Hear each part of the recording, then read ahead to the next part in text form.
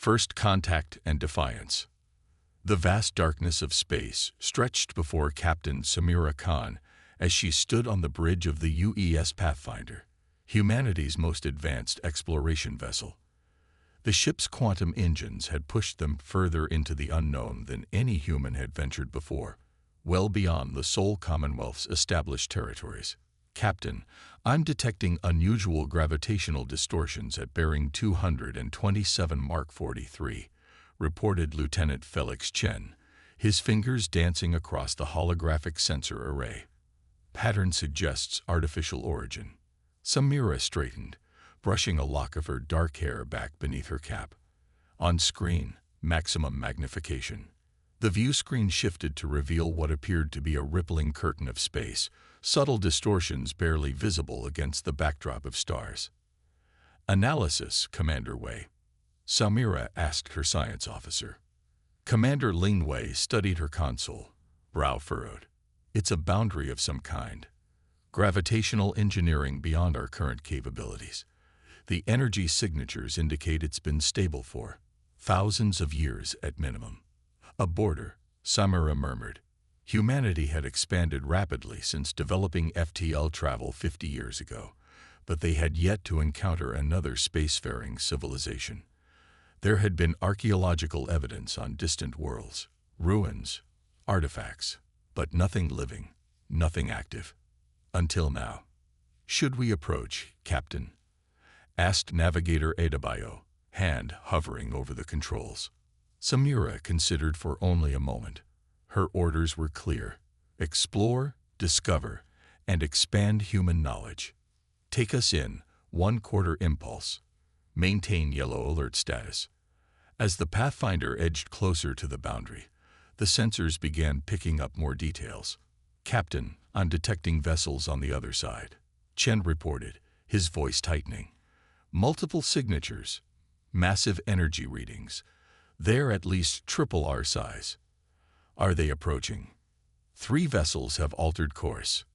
They're on an intercept trajectory." Samira felt her pulse quicken but kept her expression neutral. "Open a channel on all frequencies. First contact protocols." "Channel open," Communications Officer Rodriguez confirmed. Samira stepped to the center of the bridge. "This is Captain Samira Khan of the United Earth ship Pathfinder. We are a peaceful exploration vessel from Earth, approaching with friendly intentions. We seek communication and mutual understanding." The bridge crew waited in tense silence. Then the main view screen flickered, and an alien face appeared. The being had an elongated skull with silvery blue skin that seemed to shimmer with an inner luminescence. 4 gold-flecked eyes were arranged in a diamond pattern on its face, and what appeared to be gill-like structures pulsed gently along its neck. "Human vessel." The alien spoke in perfect, unaccented English, causing gasps across the bridge. "You have transgressed into the sovereign territory of the Xilari Imperium. This sector has been under Imperial governance for 20,000 cycles. Your presence is unauthorized and constitutes a violation of Imperial border law." Samira concealed her surprise at hearing her own language. "We apologize for any unintentional trespass. We were unaware of your presence or territorial claims. We are explorers seeking peaceful contact." The alien's upper eyes narrowed. "The Imperium has been monitoring your species since your first primitive radio transmissions. Your technological advancement does not yet warrant formal recognition. You have remained within your designated development zone until this intrusion." Samira felt a flash of indignation at the condescending tone. "We would be interested in establishing diplomatic relations with the Xilari Imperium. Perhaps we could arrange." "That will not be necessary," the alien interrupted. "You will return to your designated zone immediately. The Imperium does not negotiate with pre-ascension species. You have 1 standard interval to comply, or your vessel will be neutralized as an example to others of your kind." The transmission cut abruptly, leaving the bridge in stunned silence. "Well," Samira said after a moment, "that was discourteous." Commander Wei frowned at her console. "Captain, I've been analyzing their transmission patterns. They're using standardized protocols, almost ritualistic in nature. And their ships haven't altered their formation even slightly since making contact. Ritualistic, Samira mused, as if they're following a script. Exactly, we nodded. A standardized first contact protocol, perhaps thousands of years old, with no adaptation for our specific situation. Engineer Lopez's voice came through the comm system. Captain, I've been scanning their ships. Their technology is advanced, but I'm seeing design inefficiencies, like they're using the same blueprints they've had for millennia without innovation. A stagnant empire, Samira murmured. Interesting. She began to pace the bridge, considering their options. Protocol dictated they should retreat and report the encounter to Earth Command. But something about the aliens' dismissive attitude troubled her.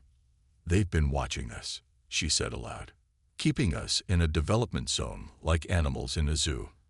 And now they expect us to scurry away at the first sign of displeasure. Captain, they did threaten to destroy us, Rodriguez pointed out nervously. Samira smiled, an expression her crew had learned could mean trouble. Yes, they did. Very clearly, in perfect English, almost as if they wanted to make absolutely sure we understood the threat. She turned to Tactical Officer Commander Jacand. If they wanted to destroy us, could they have done so already? Jacand studied his readings. Based on their positioning and energy signatures, yes, Captain.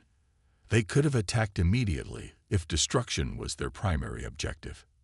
So they're posturing, Samira concluded, trying to intimidate us into retreat without risking conflict, or giving us a chance to comply with their laws, we suggested.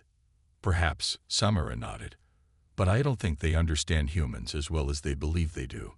She tapped her comm badge. Engineering, how quickly can you modify our deflector array to emit a focused tachyon pulse? A tachyon pulse? Lopes asked, surprised. What for, Captain? A little experiment, Chief. I want to probe their shields without appearing directly aggressive. There was a pause. Give me 20 minutes, Captain. You have 10, Samira replied, closing the channel. She turned to her crew. Here's what we're going to do. Lieutenant Chen, prepare a series of micro-jumps in a random pattern to be executed on my command. Commander Wei, I want a complete analysis of their shield harmonics when the tachyon pulse makes contact. Commander Rodriguez, monitor their communications for any internal chatter our encounter might generate. Captain, Rodriguez hesitated. Are you sure this is wise? We're significantly outmatched. Samira's expression softened slightly. I understand your concern, but consider what just happened. An advanced civilization has been containing humanity without our knowledge, deciding our fate without consultation. If we retreat now, we establish a precedent that humans can be frightened into compliance with a single threat. She looked around the bridge, meeting each officer's eyes. I'm not suggesting we fight a war we can't win. But I am suggesting we show these Imperium representatives that humans don't scare easily, and we don't accept arbitrary limitations on our growth. 10 minutes later, the Pathfinder executed its plan. The tachyon pulse, harmless but informative, washed over the Xilari vessels. Before they could respond, the human ship performed a series of short, unpredictable jumps, appearing at different coordinates around the alien formation. Their shields are adapting, Wei reported excitedly. But I've got what we need. Their shield frequencies operate on a predictable mathematical progression. Their technology is advanced, but inflexible. They're transmitting again, Rodriguez announced. The alien face reappeared, its gill structures flaring in what Samira interpreted as anger. Your provocative actions will not be tolerated. This is your final warning. Samira smiled pleasantly. I apologize for any misunderstanding. We were merely conducting standard exploratory maneuvers to better understand our environment. Human curiosity. Sometimes it gets the better of us. The alien seemed momentarily confused by her casual response. Your primitive displays do not impress the Imperium. You will depart immediately. Actually, Samira replied, leaning forward, I've been thinking about your earlier statement. You mentioned the Imperium doesn't negotiate with pre-ascension species. That implies you do negotiate with species you consider worthy. I'm curious, what criteria determine a species' status? The alien's upper eyes blinked rapidly in what might have been surprise. This discussion is irrelevant. Comply or face neutralization. It seems quite relevant to me, Samira countered. If we're going to establish a long-term relationship between humanity and the Imperium, understanding your social hierarchy is important. There will be no relationship, the alien stated flatly. Samira's smile widened. I think you'll find that humans are rather persistent when it comes to making new friends. In fact, I'd like to propose a meeting between your representatives and mine, perhaps aboard your vessel as a gesture of our trust. For the first time, the alien appeared genuinely confused, its 4 eyes blinking asynchronously. It turned slightly, as if consulting with someone off-screen. Your behavior is unexpected, it finally said. I get that a lot, Samira replied cheerfully. Now, about that meeting. To her surprise, the alien paused, then nodded. Very well. The High Executor will grant you an audience.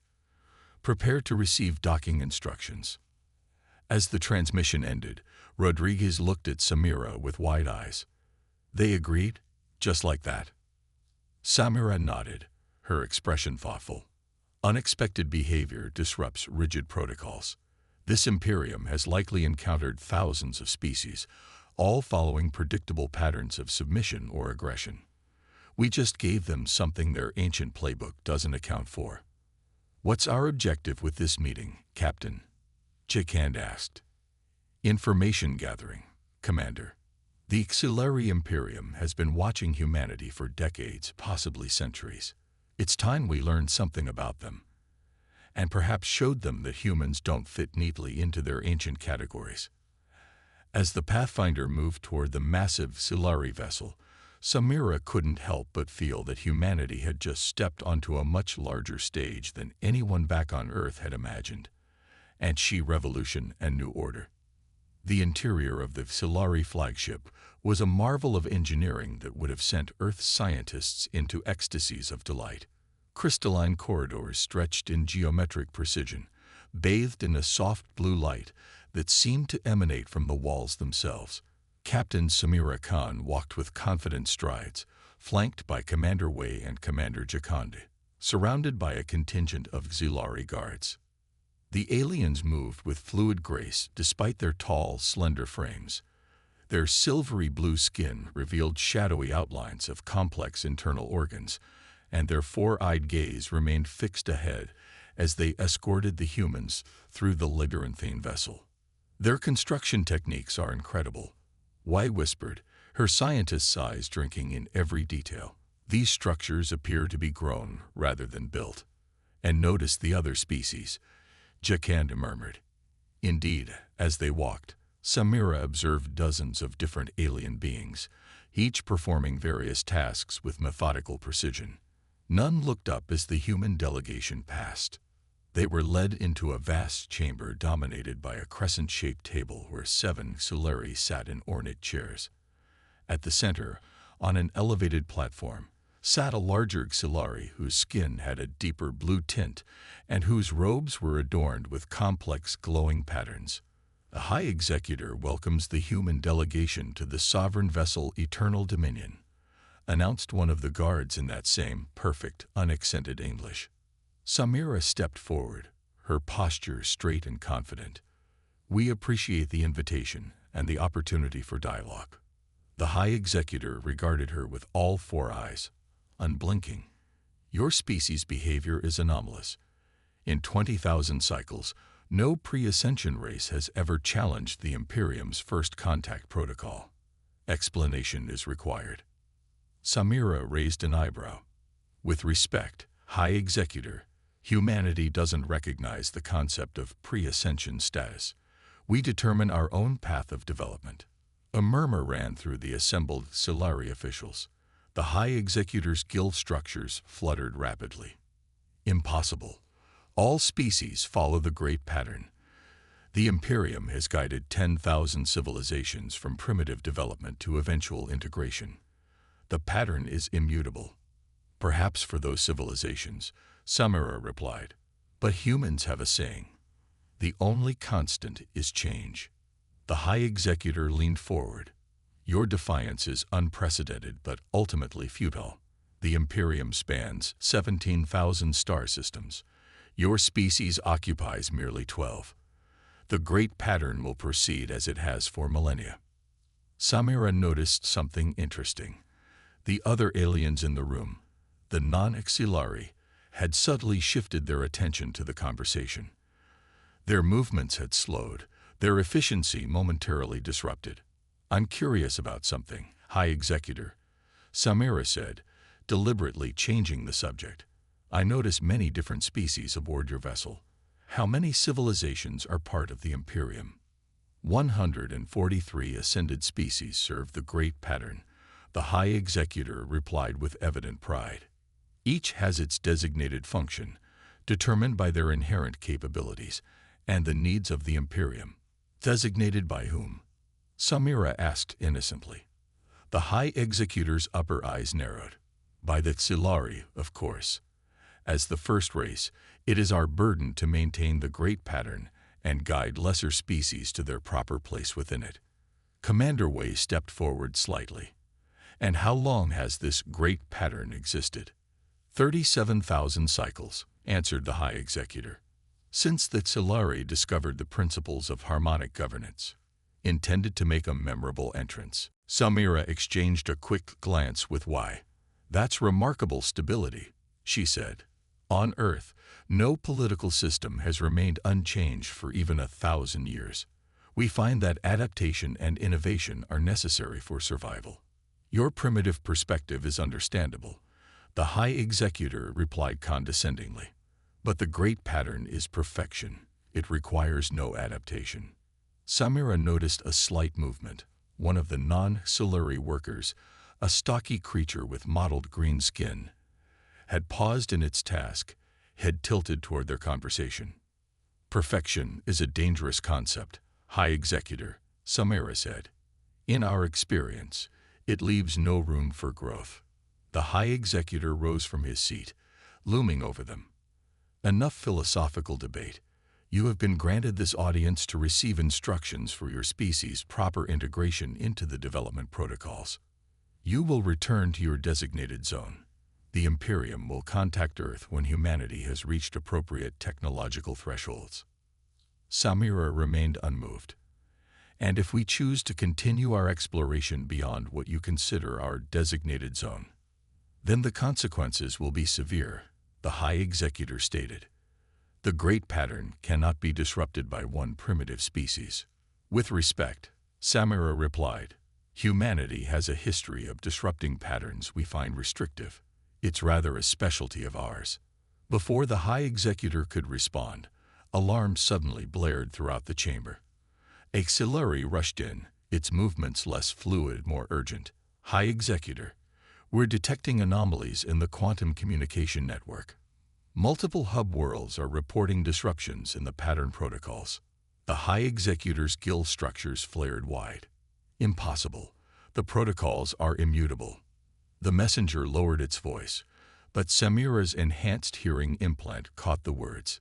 It appears to be an information virus of some kind, spreading through the network.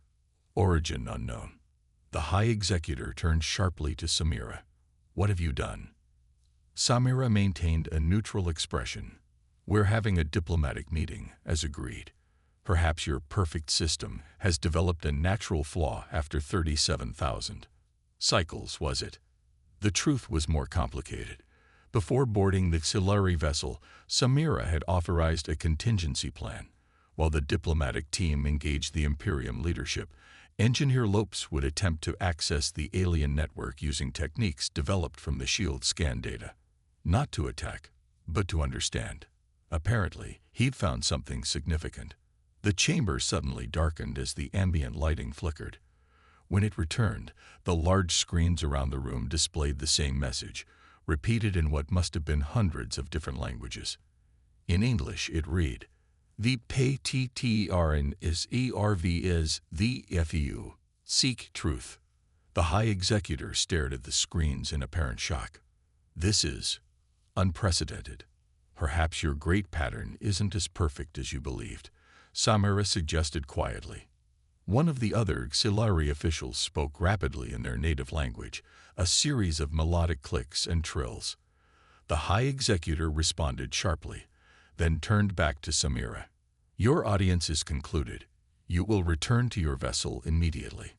Of course, Samira replied with a respectful nod. But I hope this isn't the end of our dialogue.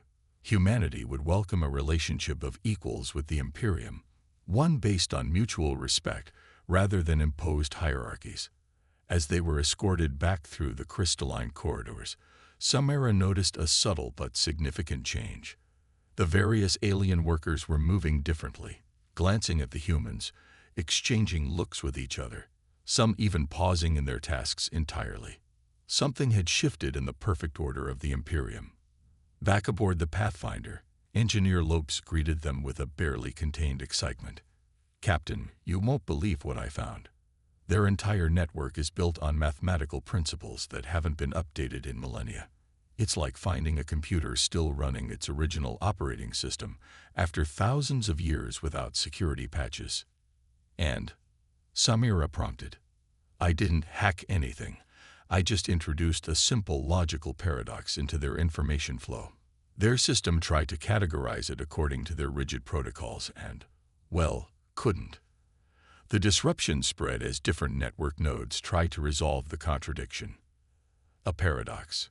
Commander Wei asked, intrigued. Lopes nodded enthusiastically. I fed their system information about humanity, our history of revolutions, our constant reinvention of social systems, our technological innovation patterns. Then I asked a simple question.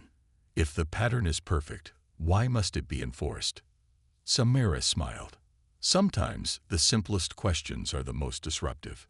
Captain, Rodriguez called from communications. We're receiving thousands of incoming transmissions from all over the Imperium. Different species, different worlds. They all want to talk to the humans who question the pattern. Samira turned to her bridge crew, her expression serious but eyes alight with possibility. It seems we've started something. Humanity didn't set out to revolutionize a galactic empire, but if our presence has sparked these beings to question a system of control that stagnated for millennia, perhaps that's exactly the role we're meant to play. Over the next several weeks, the Pathfinder became the center of a quiet rebellion. The ship remained at the border of Imperial space, hosting delegations from dozens of species within the Imperium. Each brought stories of rigid hierarchies, of innovation suppressed, of cultures slowly fading under the weight of the Great Pattern. The Tsulari sent regular demands for the humans to leave, but never attacked. Their perfect protocols had no provision for this situation, and the High Council seemed paralyzed by indecision. They governed through predictability for so long, they don't know how to respond to the unpredictable, we observed during one strategy session. Meanwhile, information about Earth and human history spread through the Imperium's networks. Stories of human rebellions, revolutions, reinventions, tales of a species that constantly questioned authority and reimagined their social structures, captivated species that had lived under the unchanging pattern for thousands of generations. 3 months after first contact, the inevitable happened. The first Tsulari ship arrived with a different message. This is Sub-Executor Zelen, announced the Tsulari on screen, its posture noticeably different from the rigid stance Samira had come to associate with Imperial officials.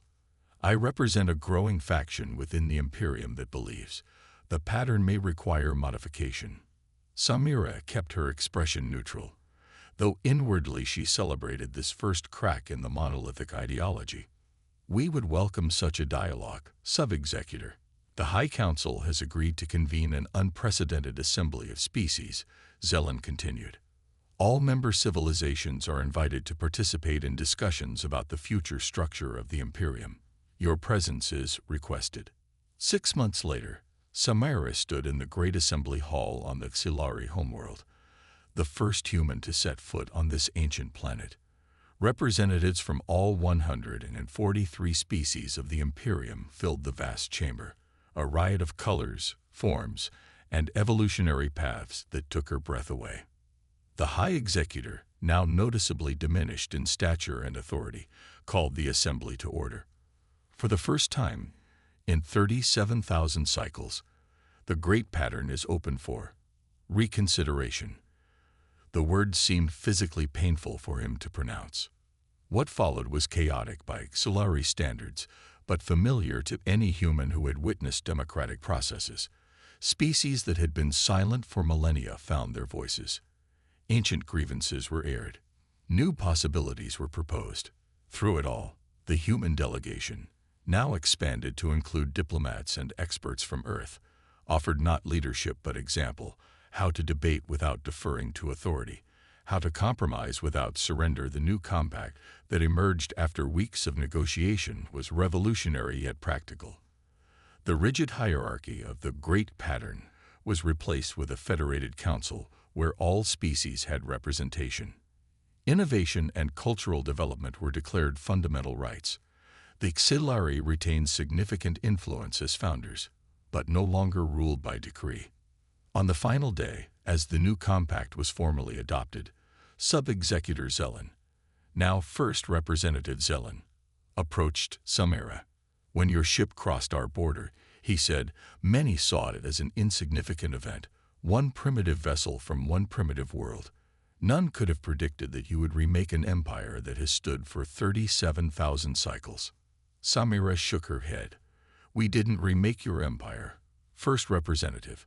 We just asked questions that perhaps should have been asked long ago. Zelen's 4 eyes blinked in what Samira had learned was a gesture of respect. The human capacity to question the immutable, to imagine alternatives to the established order. These are traits the Imperium had forgotten. Perhaps they are traits the galaxy needs. As Samira prepared to return to Earth with news of humanity's new place in a much larger community of worlds, she reflected on the strange journey that had begun with a simple exploration mission. Humans had entered the galactic stage not as conquerors or as subjects, but as catalysts, sparking change by simply being what they had always been, restless, curious, and unwilling to accept limitations imposed by others. The stars, it seemed, had been waiting for them.